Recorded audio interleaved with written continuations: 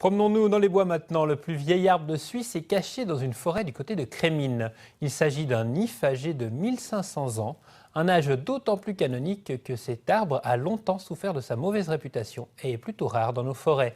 Pablo Gutiérrez. Qui veut rencontrer l'ancêtre doit s'aventurer dans les hauteurs de la forêt de l'Anvers. En voiture tout d'abord durant quelques kilomètres, puis à pied. Le voici enfin.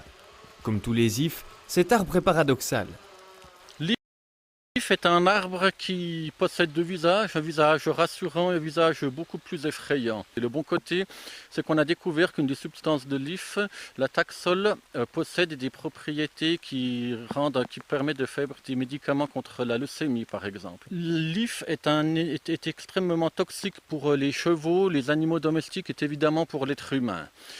Par contre, les animaux sauvages semblent s'y être habitués et ils supportent tout au moins à faible dose la toxicité de l'if.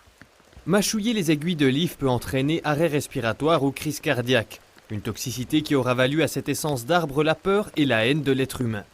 À cause de la menace qu'il représente, il a été longuement persécuté.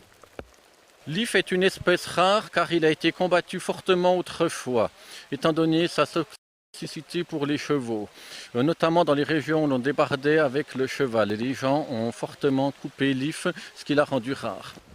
Dans certaines régions, il fut presque éradiqué pour d'autres raisons. On lui découvrit en effet une valeur militaire stratégique.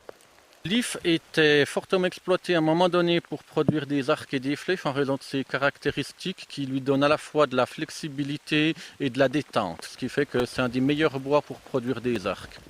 Si l'if de Crémines a survécu si longtemps, c'est qu'il est situé à l'écart de la civilisation, dans un talus escarpé difficilement accessible. Aujourd'hui, l'if n'est plus persécuté comme autrefois.